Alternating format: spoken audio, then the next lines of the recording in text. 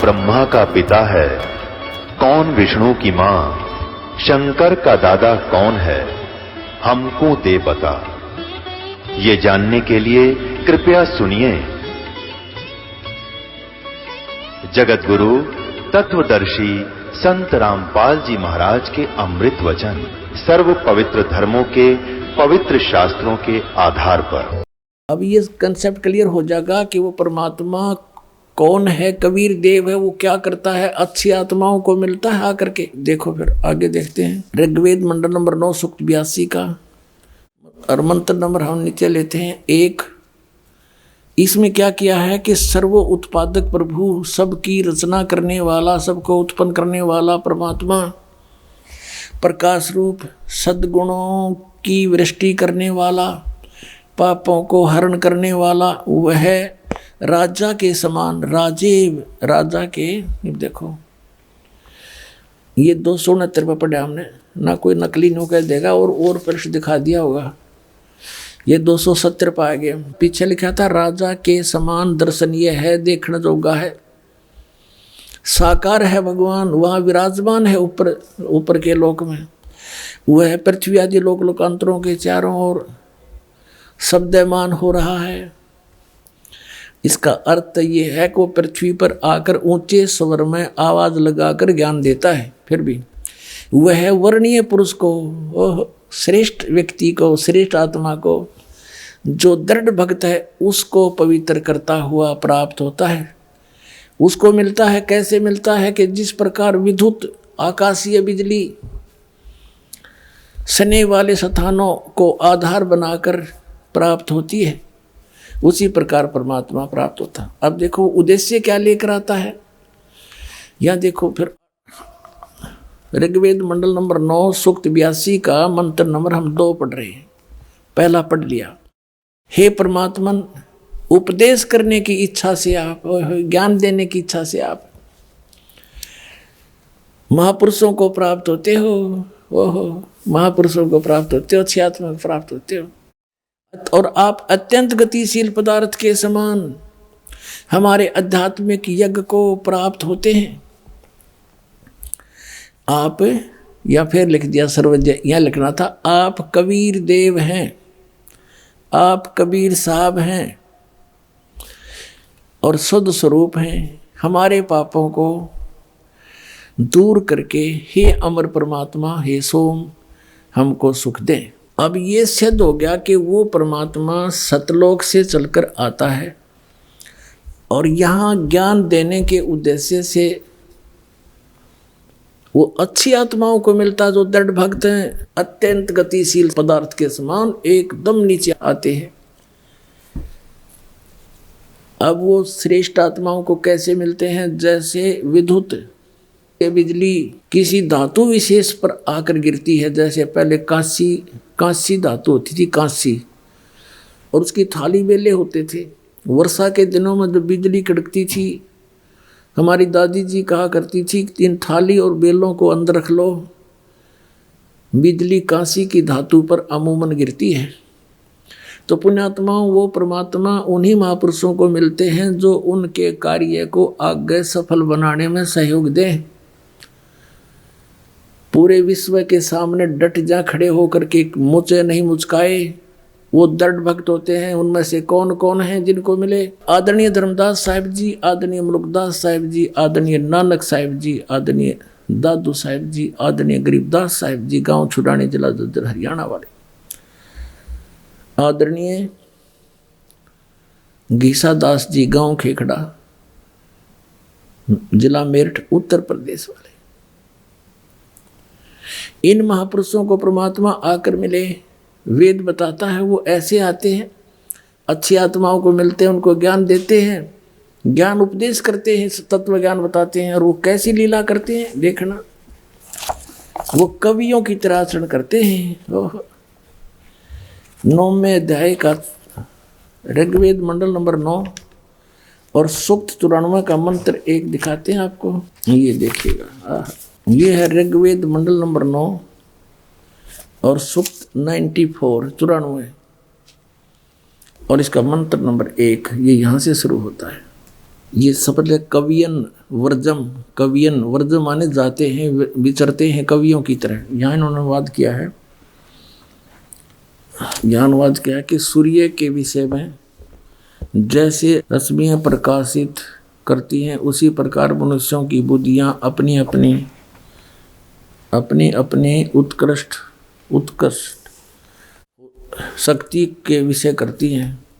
जिस परमात्मा में सर्वोपरि बलों के समान शुभ बल है, वह परमात्मा कर्मों का अध्यक्ष होता हुआ, सबको पवित्र करता हुआ, कवियों की तरह आचरण करता हुआ, हाय हाय, कवियों की तरह आचरण करता हुआ, वर्जम माने विचरता है, ये अड़ंगा डाल दिया। वर्जम माने जाता है, घूमता फिरता है। वो परमात्मा किन किन महापुरुषों को मिले, अभी आपको बताया था।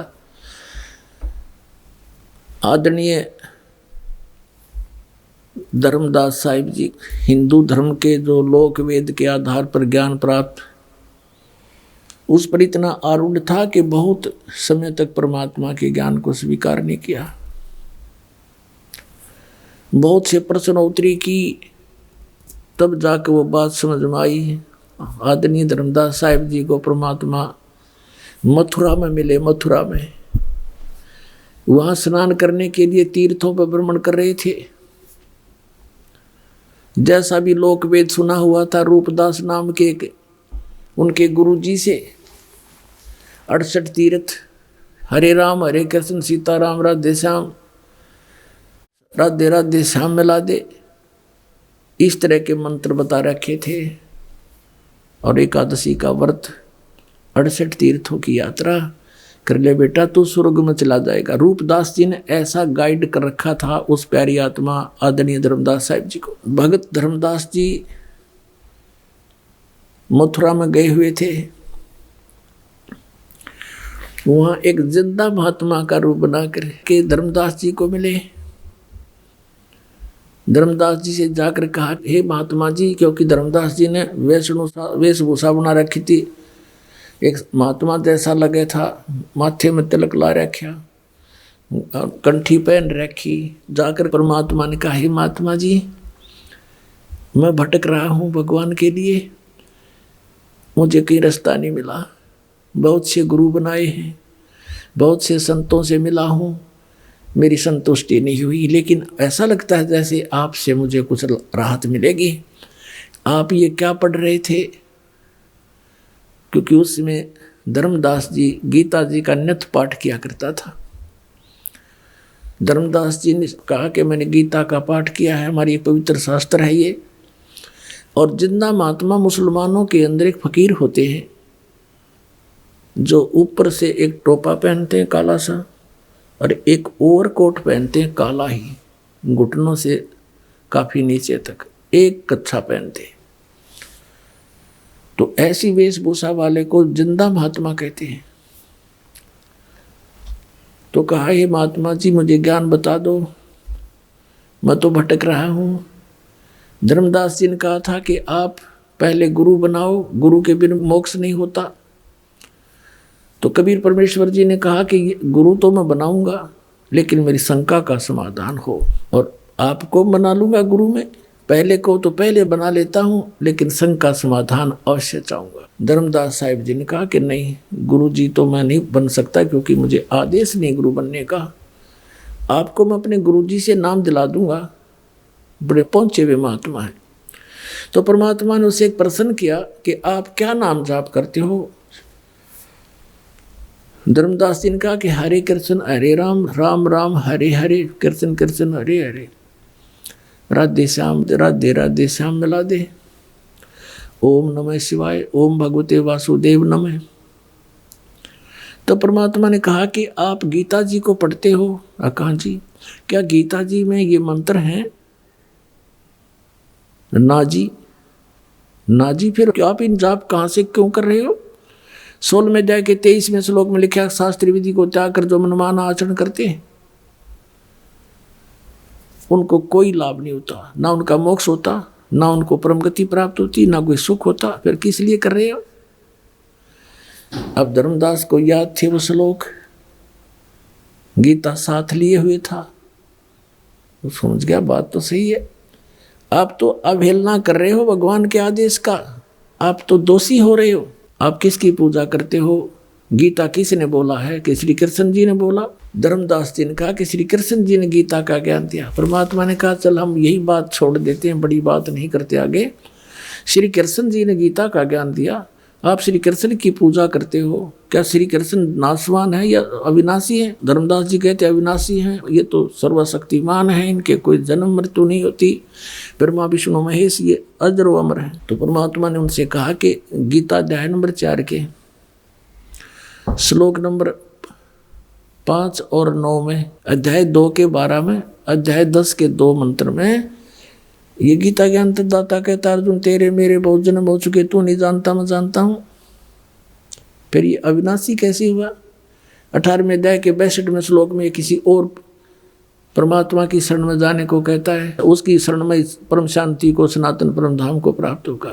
वो कौन है? वो परमात्मा, वो तो आपके गीता ज्ञान दाता से अन्य है। अब धर्मदास जी नहीं मान्या, अंदर से जख्मी अवश्य हो गया लेकिन माना नहीं, क्योंकि ये पुराना पेंट जल्दी सी ओरिजिनल पेंट को टिकने नहीं देता। लेकिन परमात्मा के पास भी रेगमार है, पूरा साफ करके चढ़ा होगा। अंतर्ध्यान हो गए, उनको मिले नहीं।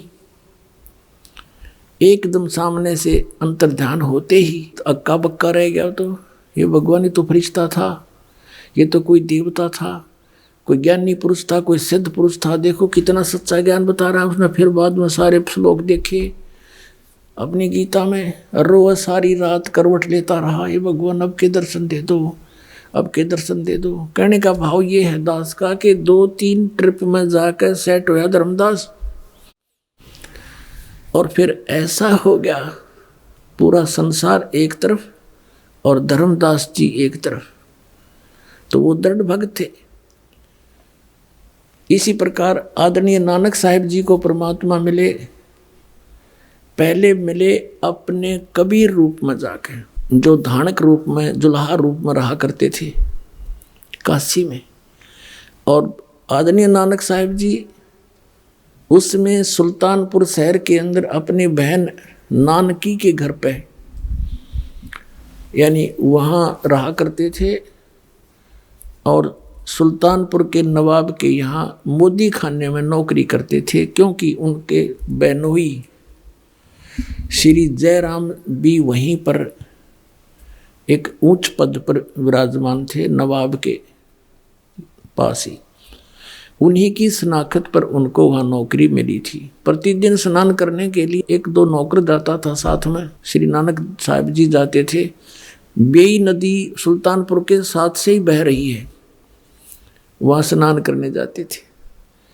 एक दिन परमात्मा कबीर देव जी जिंदा महात्मा के रूप में मिले और प्रश्न उत्तरी की कि मैं एक भटका हुआ प्राणी हूँ, परमात्मा की खोज में घूम रहा हूँ, आपके बारे में मैंने बहुत कुछ सुना है, आप बड़े महात्मा हो, बड़े अच्छे भक्त हो, मैं आपसे कुछ ज्ञान प्राप्ति करना चाहता हूँ। अब नानक साहिब जी ने जैसा भी उन्होंने ब्रजलाल पांडे से ज्ञान सुना था, बताने लगे कि विष्णु भगवान सर्वशक्तिमान है, यही 3 रूप धारण करके सारी स्थिति सृष्टि और संहार करते हैं, अजर व अमर हैं, इनकी जन्म मृत्यु नहीं होती। फिर बताया कि गीता जी का नित्य पाठ करना चाहिए, नित्य पाठ करने से जीव को बहुत लाभ होता है, परमात्मा प्राप्ति होती है। फिर परमात्मा ने पूछा कि आप मंत्र कौन से जाप करते हो? कि हरे कृष्ण कृष्ण कृष्ण हरे हरे, राम राम राधे श्याम सीताराम, राधे राधे श्याम मिला दे, और एक ओम मंत्र भी जाप करते हैं। अब परमात्मा ने प्रश्न किया कि गीता जी का ज्ञान किसने बोला महात्मा जी? अब नानक साहिब ने कहा कि पहले मुझे गुरु बना फिर बताऊंगा सारी बातें। अब परमात्मा ने कहा ठीक है, आप मेरे गुरु जी, मैं आपका बच्चा, मुझे ज्ञान करा दो, मुझे तो मोक्ष चाहिए, यहाँ गुरु शिष्य की कोई बातें नहीं है। मैं तो निकला भगवान के लिए हूँ। नानक साहब ने पूछा कि आपका इंट्रोडक्शन दीजिए। परमात्मा ने कहा कि मैं धानक हूँ, कबीर नाम है मेरा, और काशी में जुल्हे का कार्य करता हूँ धानक का। परमात्मा के लिए भटक रहा हूँ और मैं आपको गुरु धारण करता हूँ। आप मेरे गुरु, में आपका बच्चा, मुझे ज्ञान दे दो। तब नानक साहब ने बताया, परमात्मा ने प्रश्न किया कि श्रीमद् भगवत गीता का ज्ञान किसने बोला? कि श्री कृष्ण जी ने बोला। श्री कृष्ण किसके अवतार थे? परमेश्वर ने प्रश्न किया। नानक साहब जी ने कहा को विष्णु अवतार थे। स्वयं श्री कृष्ण ही विष्णु रूप में आए हुए थे। तो परमात्मा ने प्रश्न किया कि गीता जी का ज्ञान विष्णु जी ने दिया समझो? हाँ, विष्णु समझो चाहे कृष्ण कहो। तो गीता अध्याय नंबर 4 के श्लोक नंबर 5 और 9 में, गीता जी अध्याय नंबर 2 के श्लोक 12 में, गीता अध्याय नंबर 10 के श्लोक नंबर 2 में गीता ज्ञानदाता कहता है कि अर्जुन तेरे और मेरे बहुत जन्म हो चुके हैं, तो नहीं जानता मैं जानता कि हे गुरुजी ये तो नासवान है, अविनाशी कहाँ हुए? आपकी ग्रंथ में लिखा है। तो 18वें अध्याय के 62वें श्लोक में कहा कि तू सर्वभाव से उस परमेश्वर की शरण में जा, उसकी कृपा से तू परम शांति को, सनातन परम धाम को प्राप्त होगा। तो वो परमात्मा कौन है? मुझे तो उसकी खोज है बस। अब इस बात से नानक साहब जी एकदम चकित हुए कि सचमुच। फिर परमात्मा ने बताया कि ब्रह्मा विष्णु महेश नासवान है, इनकी जन्म मृत्यु होती है। इस बात से परमात्मा ने फिर उसको संकेत दिया कि ऐसे ऐसे श्री मद देवी भागवत के 3रे स्कंद में, और ये ऐसा लिखा है। अब जब ये सुना कि ब्रह्मा विष्णु महेश नासवान है, इस बात से नानक साहब जी बहुत अक्षुब्ध हो गए और सीधे मुंह बात करना बंद कर दिया कि बस इसे आगे मत बोल। परमात्मा वहां से उठकर चल पड़े। उसमें कुछ और भी भक्त वहां स्नान करने गए थे, वो भी बैठ के वार्ता सुनने। जब कबीर साहब चले गए वहां से, तो नानक साहब जी से पूछने लगे, अन्य कोई भक्त बैठे थे, वो व्यक्ति स्नान करने आए हुए थे, कि हे नानक साहब जी, ये आपको जो गुरुजी बोल रहे थे, ये आपका चेला ये कौन था? कि ये धानक था, कमीन, छोटी जात का, छोटा मुंह, बड़ी बातें कर रहा था, ब्रह्मा विष्णु महेश को नासवान बता रहा था ये। और मैंने इसको फिर सुनाया सही ज्ञान, थे हार के भाग गया। पुण्यात्माओं, नानक साहब जैसी पुण्यात्मा में भी अहम भरा हुआ था, होमो था इनमें। उस होमो के कारण परमात्मा से दूर हो गए। उसके बाद सारी रात करवट लेते रहे कि सचमुच गीता जी को फिर गहराई से पढ़ा, अन्य ब्राह्मणों से उसका निष्कर्ष निकलवाने की चेष्टा की। उन्होंने कोई सीधे मुंह जवाब नहीं दिया कि नहीं, ये तो अपने बारे में बोल रहे। देवी भागवत को पढ़कर देखा नानक साहब जी ने कि सचमुच इसमें तो नासवान लिखा है, इनके माता पिता भी हैं, और ये हिंदू धर्म के गुरु इसके बारे में परिचित नहीं है। बहुत बुरी तरह तड़फ की कि सचमुच वो कौन थे। अब काशी कोई निकट है नहीं, वहां जाऊं कैसे? नौकरी करता हूं, नौकरी त्यागूं कैसे? और क्या पता ये कौन था, कोई देव था या वैसे ही कह रहा था ये काशी में रहता हूं, धानक हूं। अंदर से पुकार की है, परमात्मा मुझे फिर से दर्श दो, मुझे उस महापुरुष से फिर से मिला दो। अंदर से पुकार परमात्मा आत्मा की सुनते हैं। जब 6 महीने बीत गए इस दृष्टांत को, और डेली वो जाते ही वहां देखते रहते हैं कि कहीं आज फिर दिखाई ना दे जा। अब फिर दूसरी बार जब परमात्मा आए, जब पूरी तरफ थी उनको, उसी समय सुबह सुबह स्नान करने के लिए बेई नदी पर गए हुए थे और स्नान करने की तैयारी में थे। गर्मियों का मौसम था। परमात्मा जब वहां पहुंचे तो नानक साहब जी ने देखा कि महात्मा आ रहे हैं, उनके निकट पहुंच गए। उसी तरह फिर बात करने लगे। काफी देर चर्चा हुई। तो उस समय जब वो दोनों बात कर रहे थे तो अन्य नहीं देख पा रहे थे, वो सोच रहे थे कि अकेले नानक साहब बातें कर रहे हैं, किससे कर रहे हैं। तो दूसरे कहा करते कि ये भक्त आदमी है, अपने आप ऐसे ही बोलता रहता है, कई बार भगवान की महिमा गुनगुनाता रहता है और वो बातें ऐसे कर रहा जैसे सामने कोई बैठा हो। तो अन्य जो स्नान करने के लिए गए थे वो अपना स्नान करने में व्यस्त हो गए। तो उसी समय परमात्मा से नानक साहब जी ने कहा कि मैं इस दरिया में छुपूंगा, मुझे खोज देना। परमात्मा भी साधु रूप में, जिंदा के रूप में, और नानक साहब जी दरिया के अंदर छलांग लगा दी। तो परमात्मा ने अंदर से ही उनको अंतर्ध्यान किया दरिया से ही, और अप स्ट्रीम में ले गए। अब अन्य व्यक्तियों ने सोचा कि ये डूब गए, काफी देर बाहर नहीं निकले तो हाहाकार मच गई, नगर में शोर हो गया, गोताखोर आ गए, दूर तक जाल डाल कर खोजा, कुछ नहीं मिला। सबने सोच लिया कि नानक साहब जी डूब गए। उधर से परमात्मा उनको लेकर के सचखंड गए, सतलोक में ले गए अपने स्थान पर। ऐसे ही धर्मदास जी को सतलोक लेकर गए थे, वापस छोड़ा था। ऊपर जब सचखंड के अंदर गए, सब ब्रह्मांडों की स्थिति से परिचित कराया, श्री ब्रह्मा, श्री विष्णु, श्री शिव जी के लोक दिखाए, 21 ब्रह्मांड, ये सब रास्ते दिखाए। फिर सचखंड में जब पहुंचे तो वहां परमात्मा अन्य रूप में सिंहासन के ऊपर विराजमान है, सिर पर मुकुट है, मालिक है, श्वेत मुकुट है, और एक रोमकूप में करोड़ सूर्य मिला दे, करोड़ चंद्रमा, ऐसा तेज है उस परमात्मा का। अब जो ही कबीर साहब वहां जिंदा महात्मा वाले रूप में ऊपर गए तो नानक साहिब जी ने देखा कि परमात्मा तो ये है जड़ा तख्त पे विराजमान है, और ये जिंदा महात्मा तो यहाँ का कोई सेवक नौकरगण होगा। कबीर साहब ने वहाँ उठाकर चंवर परमात्मा के ऊपर आदर से करने लगे, अपने ही दूसरे रूप पर।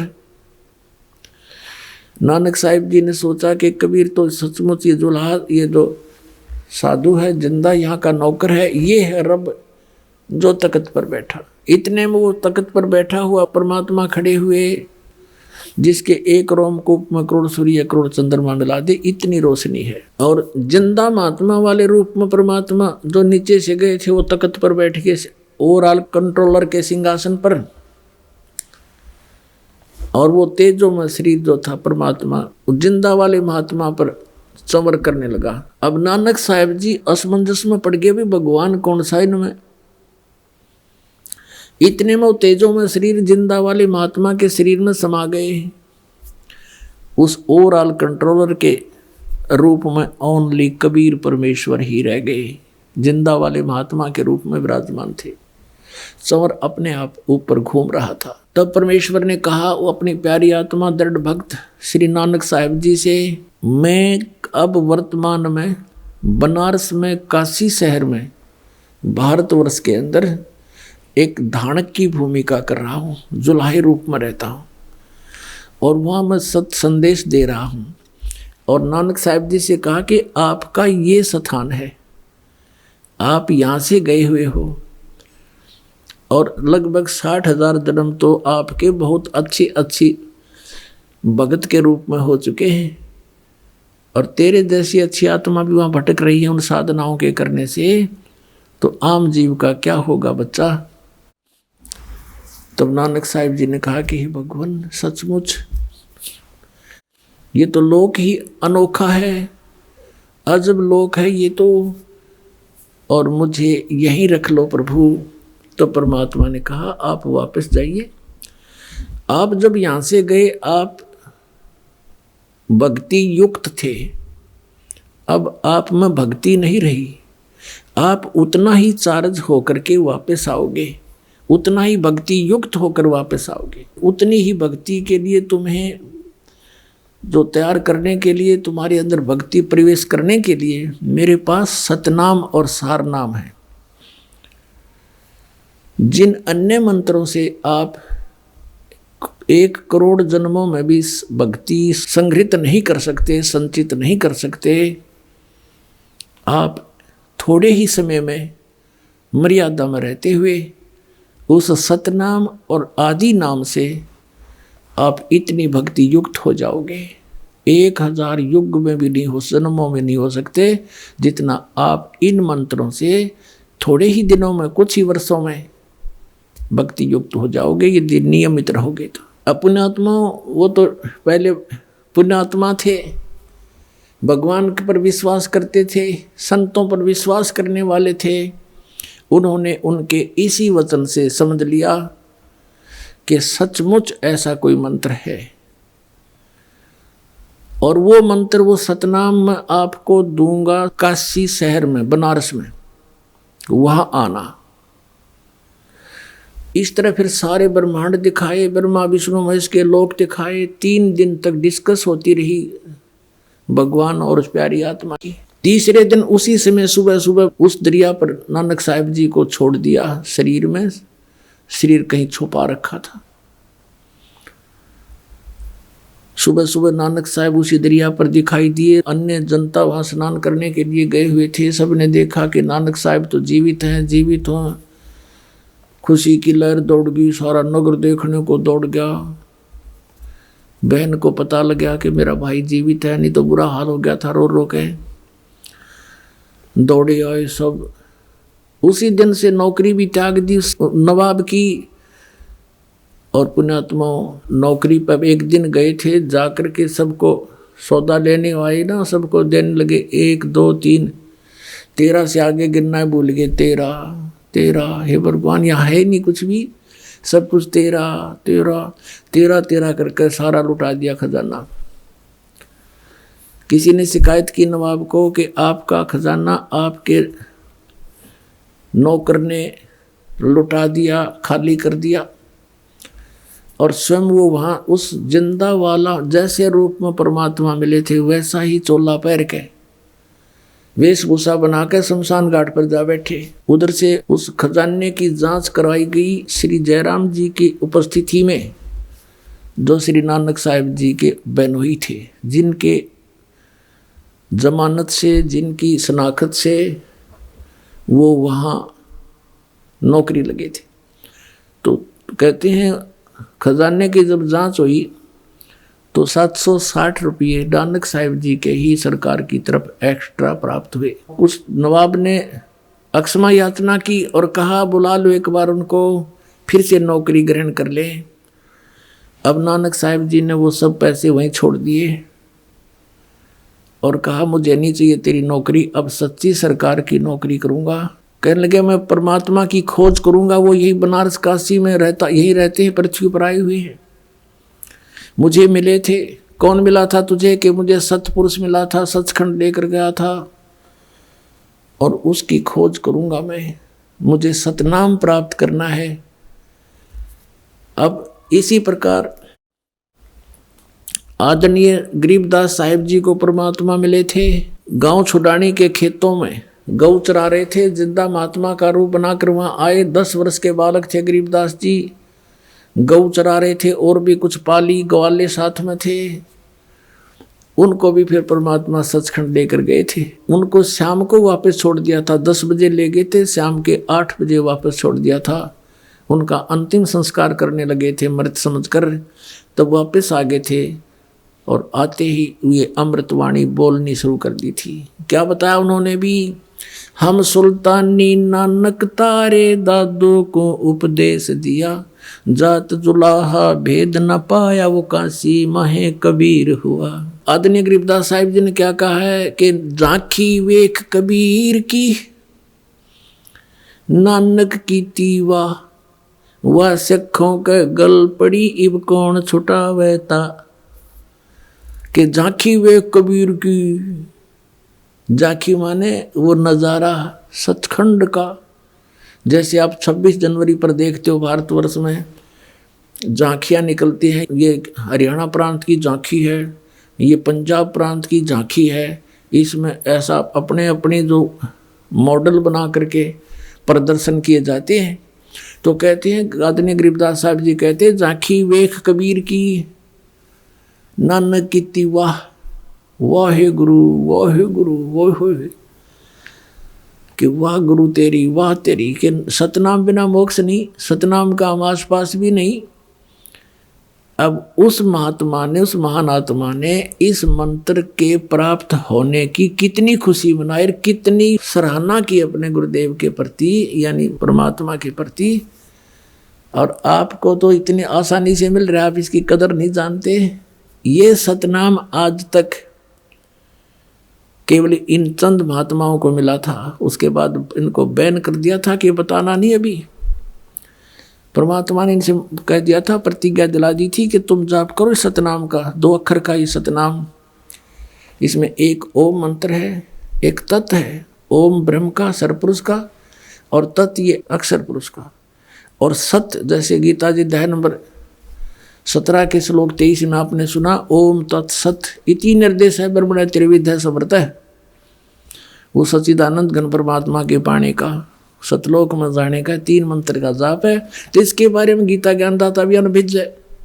उसने चौथे अध्याय के 34वें श्लोक में कहा कि उस तत्व ज्ञान को जो परमात्मा के विषय में जानकारी है जिसके अंदर, और जो उस परमेश्वर ने स्वयं आकर के अपने मुख कमल से बोला है,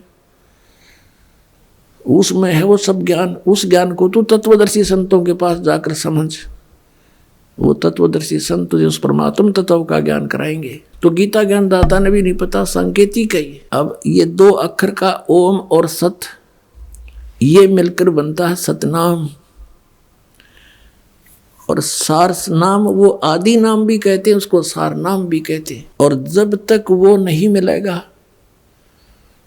तब तक जीवन व्यर्थ है।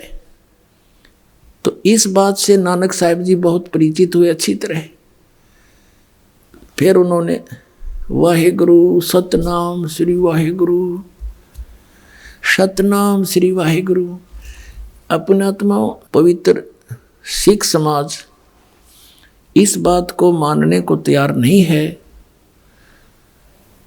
कि नानक साहिब जी के गुरु काशी वाले धाणक वो कबीर थे। इसके विपरीत यह सिद्ध करने की चेष्टा की है कि श्री नानक साहिब जी ही कबीर साहिब के गुरु थे। पुणात्मा, ये तो एक हमारी एक अपनी एक टेंडेंसी है, हम सब क्या एक स्वभाव है कि हम अपने गुरु या इष्ट को किसी से छोटा देखना पसंद नहीं करते। लेकिन हमारे कोई कहने करने से कोई छोटा बड़ा नहीं हो सकता। और हमने ये छोटे बड़े के चक्कर में पड़ना भी नहीं चाहिए। हमने ये भी देखना चाहिए कि इन महापुरुषों ने गुरु और शिष्य का रोल करके हमें क्या बताना चाहा है। तो पुण्यात्माओं, एक तो ये आदरणीय गरीबदास साहिब जी ने कहा कि हम सुल्तानी नानक तारे दादू को उपदेश दिया, और जात जुलाहा भेद नहीं पाया, काशी माए कबीर होया। तो नानक साहिब जी वहीं से चल पड़े। पहली उदासी उनकी बनारस की थी।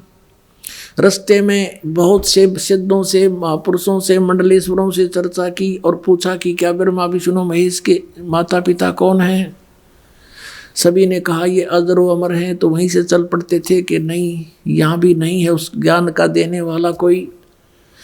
बनारस में जब कबीर साहब ने ये बता दिया था, नानक जी को प्रथम बार मिले थे कि मैंने स्वामी रामानंद जी से दीक्षा ले रखी है, लेकिन मेरी संतुष्टि नहीं हुई उनसे, अब मैं आपको गुरु बनाता हूँ। अपने आत्माओं, हमने मान बढ़ाई के चक्कर में नहीं पड़ना चाहिए। स्वयं भगवान ने आके अपनी प्यारी आत्माओं को निकालने के लिए अपने आप को एक जीव, एक आम साधारण व्यक्ति सिद्ध किया और उनको महात्मा के नाम से संबोधित किया। कहते बड़े बड़ाई ना करे, बड़े न बोलने बोल, और हीरा कबू कहे नहीं मेरा लाख टका है बोल। अब जो ही रामानंद जी के पास गए, रामानंद जी से चर्चा की कि ब्रह्मा विष्णु महेश के माता पिता कौन है स्वामी जी बताइए। श्री रामानंद जी ने कहा कि मुझे कुछ पता नहीं था भक्त, अब वैसे तो मेरे शिष्य कहलाते हैं लेकिन वो परमात्मा आए स्वयं। ये ज्ञान मेरे को कबीर भगवान ने दिया है और इनके माता पिता की पूरी डिटेल आपने चाहिए तो कबीर साहब से मिल लो। अब नानक साहिब जी ने कहा कि कौन कबीर, कहाँ है वो, अब मुझे मिलाओ उनसे। आदरणीय रामानंद जी ने एक सेवक भेज दिया आदरणीय नानक साहिब जी के साथ और परम पूज्य कबीर परमेश्वर जी जहां अपनी झोंपड़ी में बैठकर कपड़ा बुनने की लीला कर रहे थे। उनको पता था कि पैसी आत्मा आ रहे हैं। कहाँ तलवंडी पश्चिमी पाकिस्तान में, कहाँ बनारस काशी शहर भारत में, वहाँ पैदल पहुँच गए। और कुछ भगत ऐसा करते हैं जी 3 महीने से पहले नहीं आया जा सकता, दूर बहुत है, अरब तक गाड़ी चलें, रेल चलें, हवाई जहाज चल पड़े। जिन्होंने परमात्मा की कसक लगी वो आगा पीछा नहीं देखते और उन्हीं को मिलता है। तो वहां जाकर देखा कि सचमुच ये तो वही है जो सचखंड में देखा था। हो ये तो सबको धोखा देकर बैठे हैं, खुद भगवान आए हैं। नानक साहिब जी ने कहा था, फाई सूरत मुल्क की वेश, ए ठगवाड़ा ठगी देश, खरा सियाणा बोता बार। लोगों ये धानक रूप रहा करतार, देखो ये धानक रूप, ये दुल्हा रूप में बैठा है, ये भगवान, ये भगवान। ये श्री गुरु ग्रंथ साहिब जी के प्रश्न नंबर 24 पर ये वाणी पूरी अंकित है। गुरु ग्रंथ साहिब के 721 पृष्ठ पर कहा है कि एक अर्ज गुप्तम पेश तोदर कून करतार, हक्का कबीर करीम तू बे ए परवरदिगार। हक्का कबीर माने सत कबीर। तो यहाँ पर ये अनुवाद करता कहते थे कि यहाँ कबीर का अर्थ बड़ा है, काशी वाला कबीर यहाँ मायने नहीं रखता, क्योंकि नानक साहिब जी को तो सतपुरुष मिले थे, सतपुरुष। अपने आत्माओं ये कंसेप्ट क्लियर करते हैं इन्हीं महापुरुषों के इतिहास और सदग्रंथों और जीवनी से। ये देखिएगा, भाई बाले वाली जन्म साखी,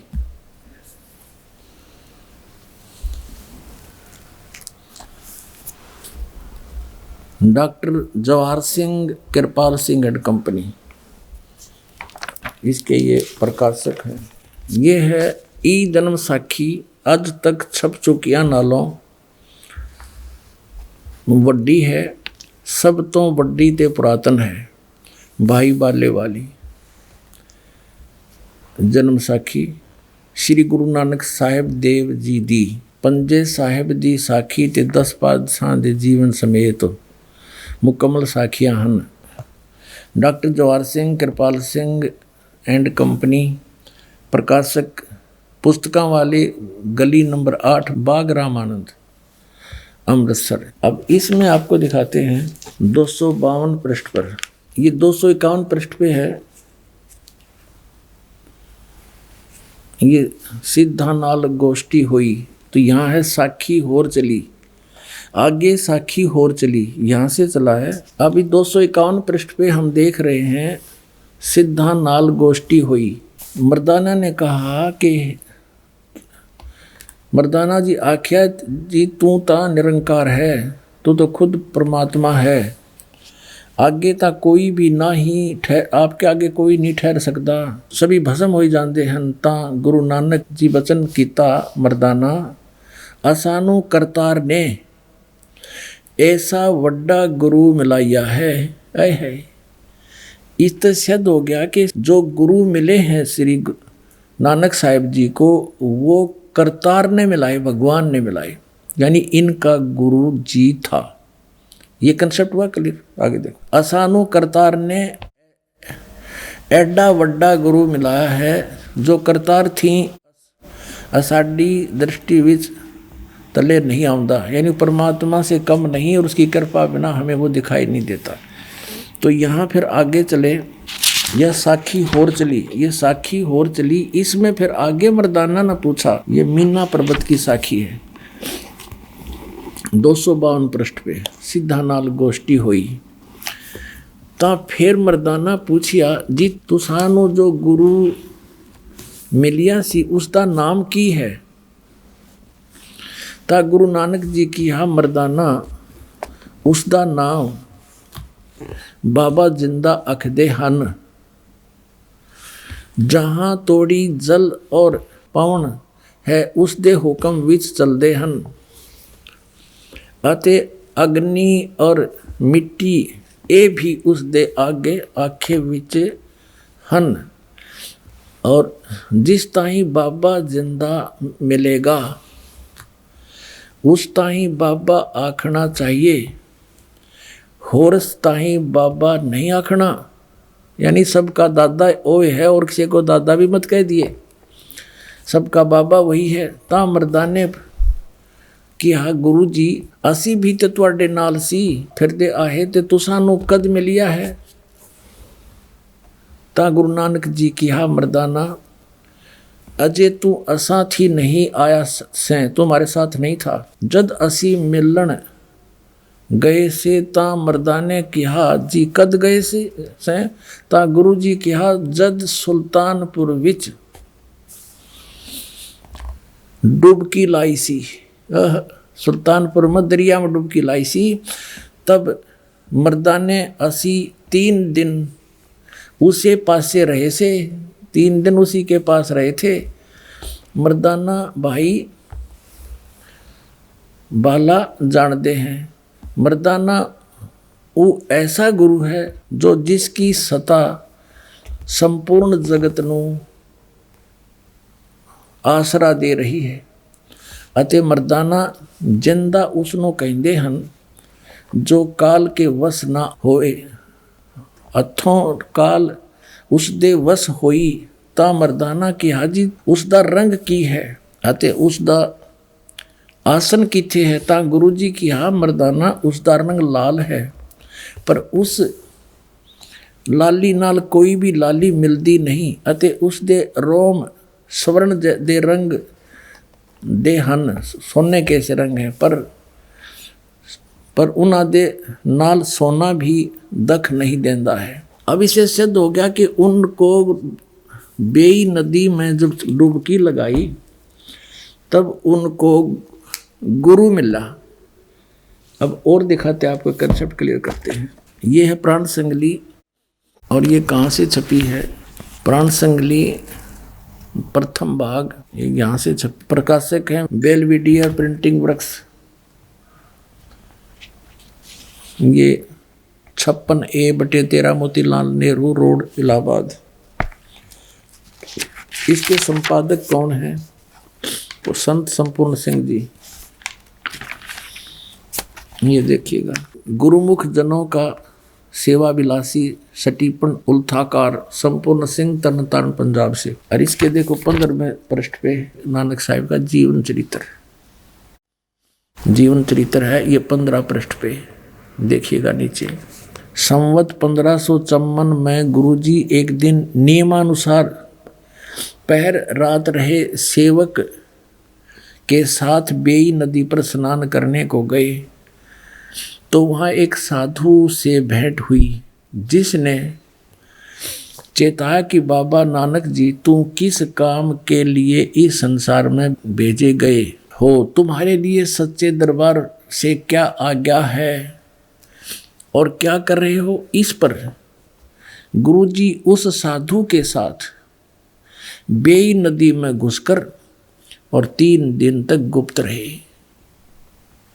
लोग अपनी अपनी समझ के अनुसार कोई कहते थे कि डूब गए, कोई और कुछ अनुमान करते थे, परंतु वास्तव में गुरुजी अपने शरीर को योग बल से समाधि दशा में नदी में स्थापित करके सतपुरुष के चरणों में सतनाम का खुल्लम खुल्ला उपदेश करने की आज्ञा के लिए सचखंड में गए थे। 3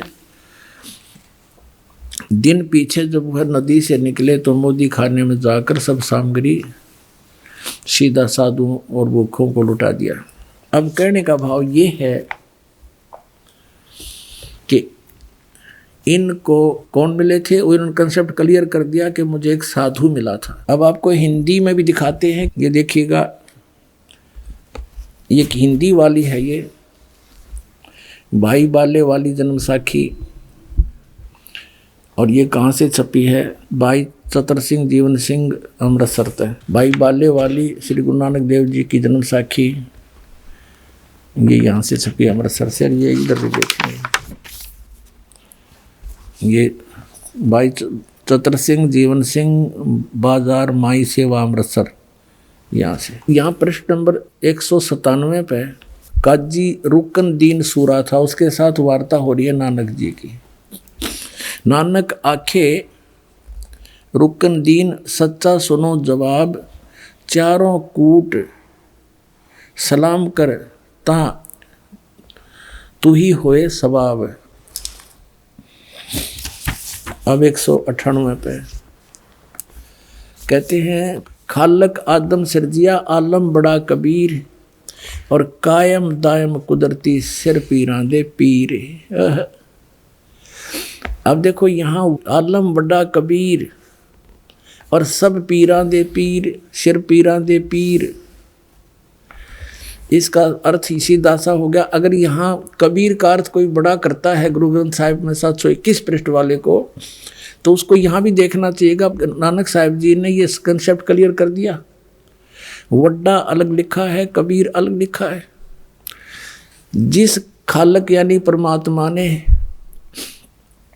आदम जी की रचना की, आदम जी को उत्पन्न किया, वह आलम माने परमात्मा, बड़ा यानी सबसे सुप्रीम, सबसे सर्वशक्तिमान, वो कबीर परमात्मा है जिसने आदम की भी रचना की।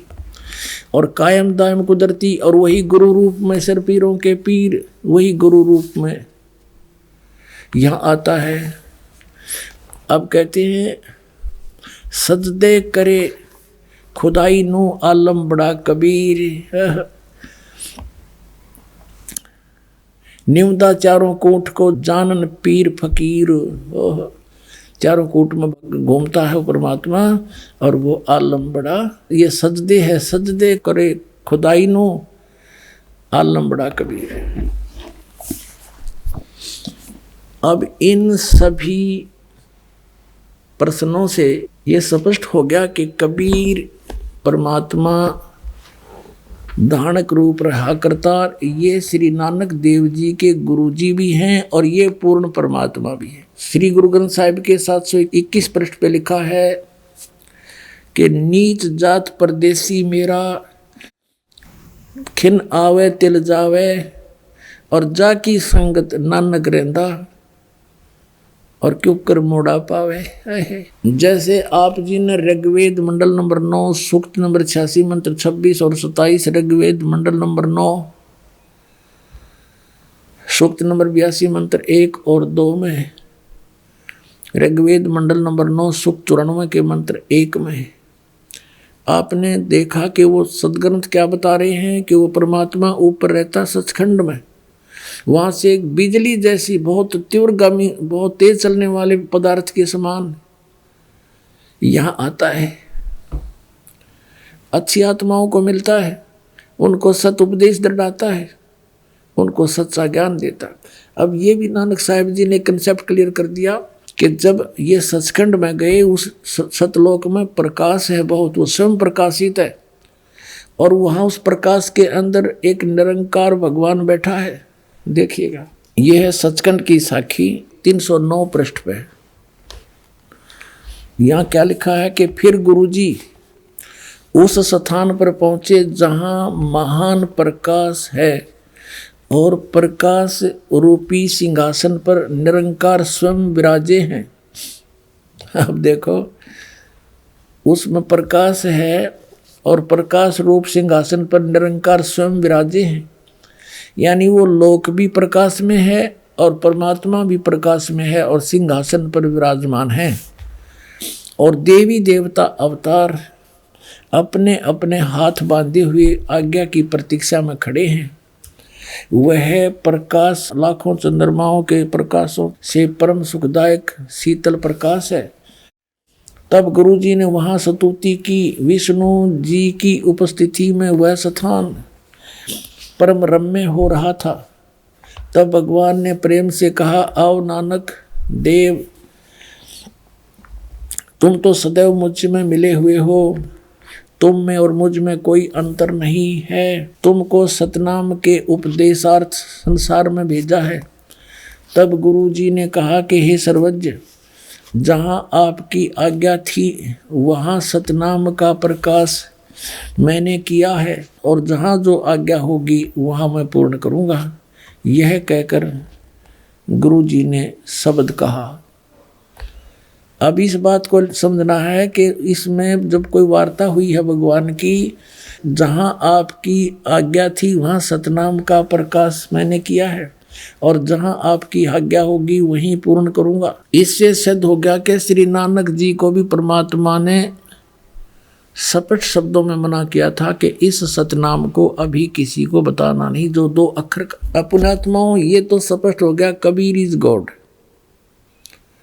सदग्रंथों ने प्रमाणित कर दिया, आंखों देखा इन महापुरुषों ने कर दिया।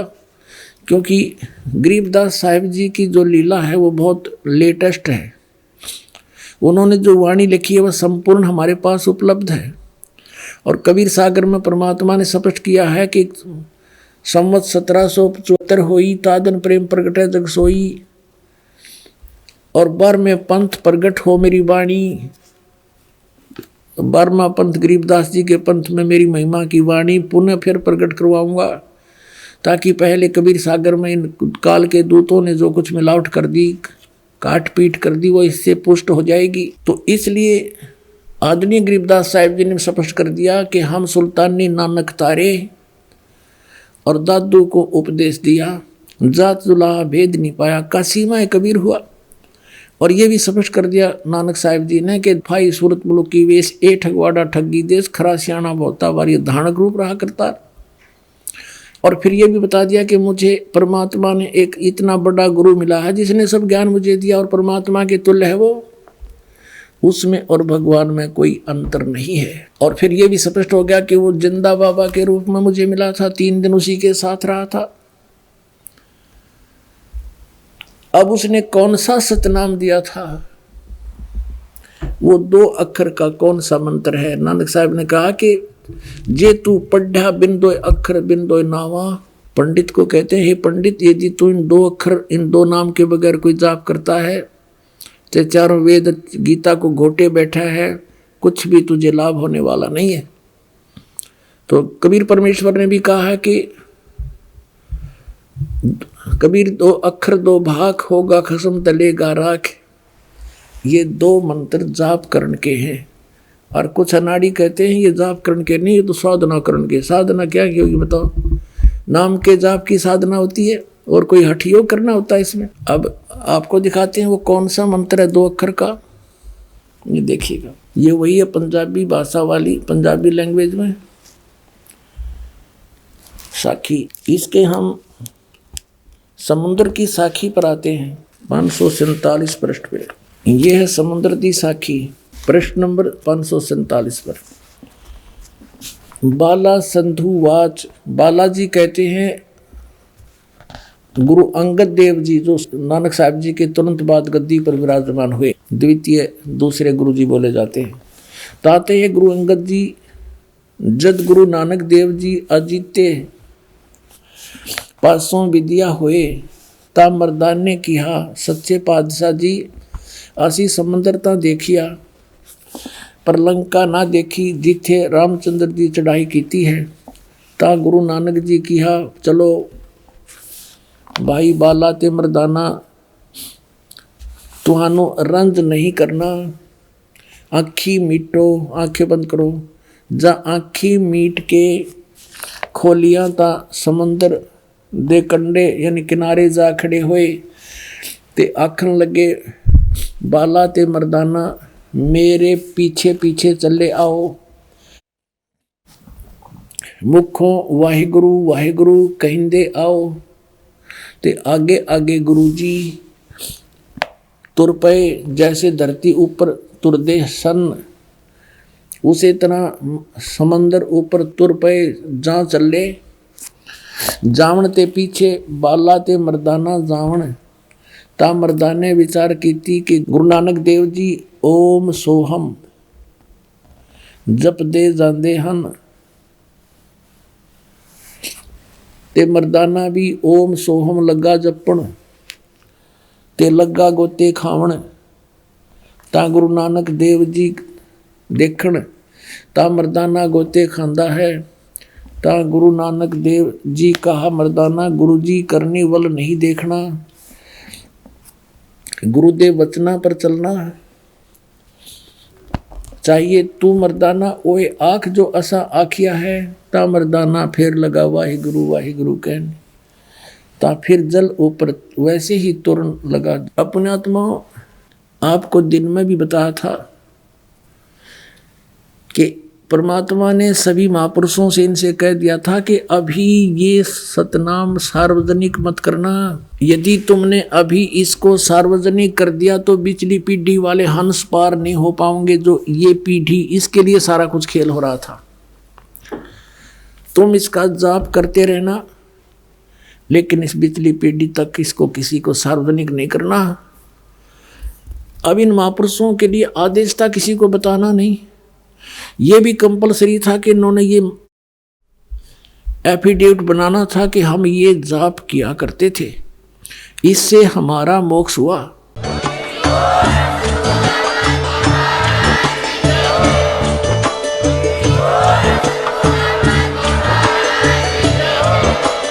आप सुन रहे थे जगत गुरु तत्वदर्शी संत रामपाल जी महाराज जी के मंगल प्रवचन। अधिक जानकारी के लिए विजिट कीजिए हमारी वेबसाइट www.jagatgururampalji.org। संत रामपाल जी महाराज जी के शुभ आशीर्वाद से पूरे विश्व भर में 500 से भी ज्यादा नाम दीक्षा केंद्र हैं, जिन पर संत रामपाल जी महाराज जी द्वारा ऑनलाइन निशुल्क नाम दीक्षा दी जा रही है। अपने नजदीकी नाम दीक्षा केंद्र का पता करने के लिए संपर्क करें 8222880541।